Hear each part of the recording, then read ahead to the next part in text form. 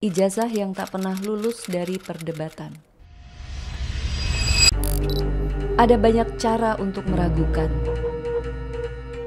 Di era ini, kadang satu komentar cukup untuk membuat kita bertanya, benarkah semua yang terlihat sesederhana itu?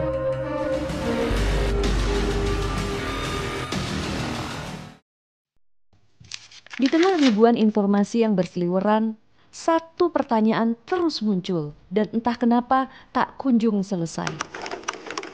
Tentang satu nama, satu dokumen, dan satu klaim yang tak pernah berhenti dipertanyakan, meski katanya sudah dijawab.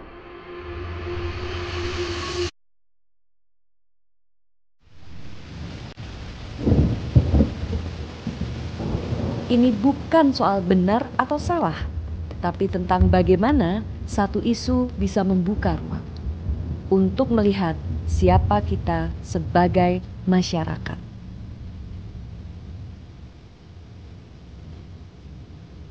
Selamat datang di Ruang Cerita.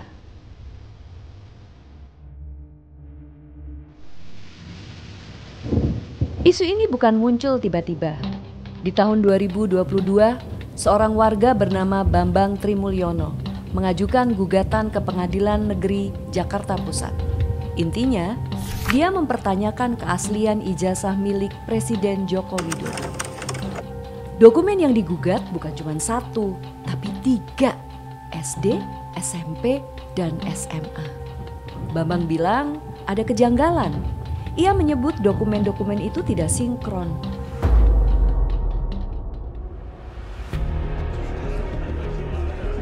Gugatan itu kemudian muncul ke publik. Liputan media mulai ramai.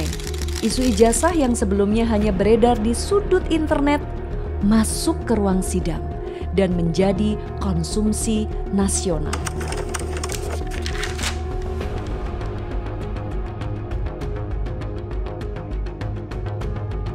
Tapi tak butuh waktu lama. Pengadilan mengatakan gugatan Bambang tidak dapat diterima. Alasannya, pihak yang digugat presiden yang memiliki hak imunitas hukum. Tapi bukan berarti cerita ini berhenti.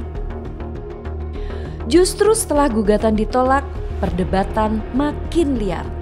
Sebagian menganggap, kenapa ditolak? Apa ada yang disembunyikan? Sebagian lain bilang, kasus ini tidak layak sejak awal. Dan dari sinilah bola liar mulai bergulir.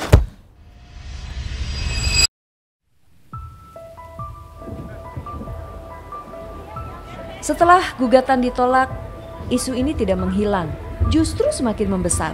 Di media sosial, potongan gambar ijazah beredar. Ada yang membandingkan font, ada yang menyamakan stempel, ada yang bilang tanda tangannya tidak mirip. Ada juga yang membuat investigasi versi rakyat, lengkap dengan video YouTube, podcast, bahkan kadang kita lihat di PowerPoint. Coba lihat sudut stempelnya. Ini loh, SD di Solo katanya belum digital waktu itu. UGM pun katanya gak ada data online.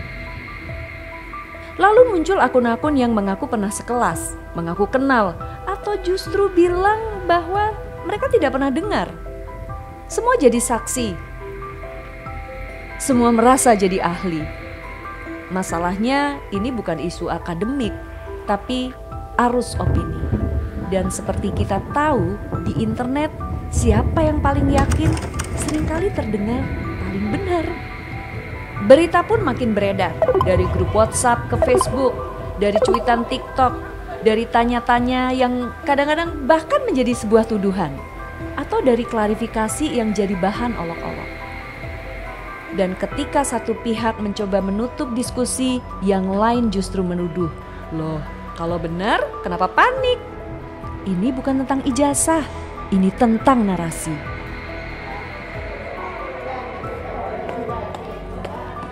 Oktober 2022, Universitas Gadjah Mada angkat bicara. Pihak kampus menyatakan Joko Widodo adalah alumni UGM, lulus tahun 1985 dari Fakultas Kehutanan. Bahkan, Mereka pun menunjukkan nomor ijazah dan juga arsip akademik. Lalu, Komisi Pemilihan Umum juga mengatakan bahwa dokumen yang digunakan Jokowi pada saat mencalonkan diri sudah diverifikasi dan sudah sah. Lalu gugatan di pengadilan, seperti yang kita tahu, ditolak. Secara hukum semuanya jelas, secara akademik sudah dikonfirmasi, dan secara administrasi sudah sah. Tapi tetap saja sebagian publik masih merasa belum puas. Mereka bilang, kenapa UGM baru bicara sekarang? Kenapa pengadilan tak mau periksa substansi? Kenapa tak ada dokumen asli yang ditunjukkan kepada publik? Mereka tidak butuh dokumen, mereka butuh diyakinkan. Dan sayangnya, kepercayaan itu tidak muncul dari berbagai penjelasan, melainkan dari rasa percaya yang dibentuk jauh sebelumnya. Sekali lagi, ini bukan soal ijazah. Ini tentang jurang antara lembaga dan rakyat, jurang antara yang bicara dan yang mendengarkan.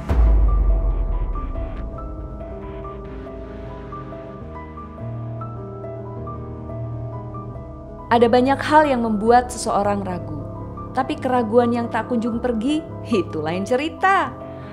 Sudah ada penjelasan dari kampus, sudah ada pernyataan resmi dari lembaga negara, sudah ada keputusan pengadilan. Tapi kenapa isu ini tetap hidup? Mungkin jawabannya bukan pada dokumen, tapi pada rasa percaya yang selama ini sudah hilang. Di negara yang pernah mengalami manipulasi data, pembungkaman suara, penyimpangan institusi, kepercayaan itu jadi sangat mahal. Bagi sebagian orang, semua hal yang datang dari lembaga resmi justru patut dicurigai. Bukan karena mereka tidak tahu pasti, tapi karena mereka terlalu sering dikecewakan. Dan ketika perasaan itu dikawinkan dengan algoritma media sosial, maka keraguan berubah menjadi keyakinan. Dan keyakinan bisa berubah menjadi sebuah gerakan.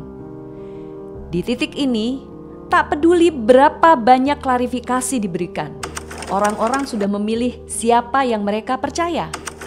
Karena bagi sebagian orang, yang mereka cari bukan kebenaran, tetapi pembenaran.